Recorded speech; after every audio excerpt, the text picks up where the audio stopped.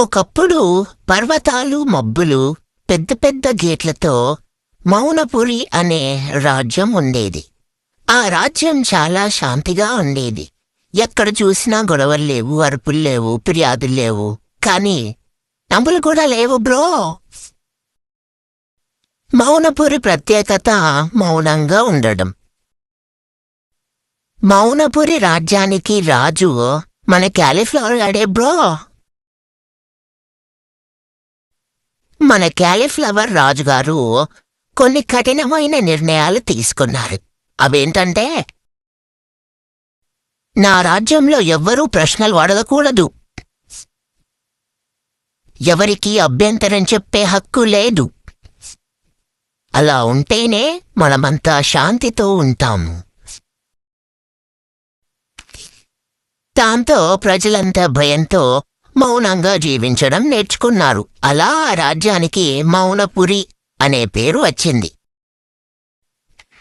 ఒకరోజు రాజసభలో ఒక చిన్న బాలుడు నిలబడ్డాడు. రాజుని ఇలా ప్రశ్నించాడు. మహారాజా, మేము ఎందుకు బడికి వెళ్ళకూడదు అని. ఆ సభ మొత్తం నిశ్శబ్దం. మంత్రి మాత్రం కేక వేశాడు, మౌనం మౌనం మౌనం పాటించు అని. కాని అప్పటికే రాజు ఆ బాలుడి మాటను వినేశాడు. రాజు ఆ బాలుడి కళ్ళల్లోకి దీర్ఘంగా చూశాడు.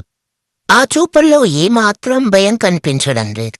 కాని ఏదో తెలియని ఒక నిజం దాగి ఉంది. అందుకే రాజు బాగా ఆలోచించి, ఈ బాలుడిని రేపటి వరకు కోటలోనే ఉంచండి అని ఆదేశమిచ్చాడు. దాంతో అందరూ ఆశ్చర్యపోయారు. రాత్రి మన క్యాలీఫ్లవర్ రాజుగారు ఆ చిన్న బాలుణ్ణి పిలిచి ఇలా అడిగారు, నువ్వు ఎందుకు భయపడలేదు? నేనంటే నీకు భయం లేదా అని. దానికి మన బాలుడు ఇలా సమాధానమిచ్చాడు, మహారాజా, భయం వల్ల మౌనం వస్తుంది, మౌనం వల్ల బాధ పెరుగుతుంది.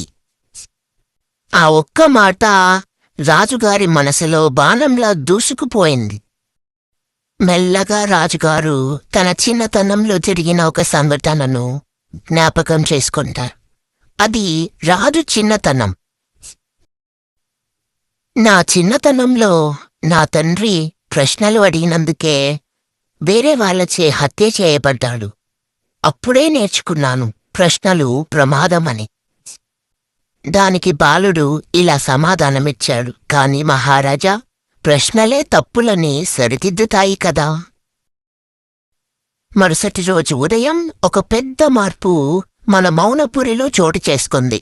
మరుసటి రోజు రాజు సభలో ఒక ఆదేశమిచ్చాడు. ప్రజల ప్రశ్నలకు వేదిక, పిల్లలకు విద్యా హక్కు, భయంతో కాదు నమ్మకంతో పాలన. దీంతో మంత్రి భయంతో ఇలా అడిగాడు, ఇలా అయితే మహారాజా, అల్లర్లు పెరుగుతాయి కదా. రాజు నవ్వాడు, హహహహహ, అల్లర్లు కాదు, ఆలోచనలు పెరుగుతాయి మహామంత్రి.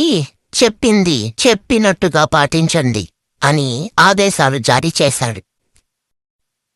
రాజ్యం మారుతుంది. రోజులు గడిచాయి. ప్రజలు మాట్లాడడం మొదలుపెట్టారు. పిల్లలు ప్రశ్నలు అడిగారు. పాఠశాలలు తెరుచుకున్నాయి. మౌనపురి కాస్త మళ్ళీ శబ్దాలపురితో నిండిపోయింది. సారీ శబ్దాలతో నిండిపోయింది. చివరిగా మనం నేర్చుకోవాల్సిన సత్యం ఏంటంటే, మౌనం శాంతి కాదు, ప్రశ్నలు తిరుగుబాటు కాదు. వినగలిగిన వాడే నిజమైన నాయకుడు. మీరేమంటారు బ్రో? మీ ఒపీనియన్ని కింద కామెంట్ చేయండి. మా స్టోరీస్ కనుక మీకు నచ్చినట్టయితే ఒక లైక్, షేర్, సబ్స్క్రైబ్ చేసుకొని మమ్మల్ని, మా టీంని ఎంకరేజ్ చేయండి.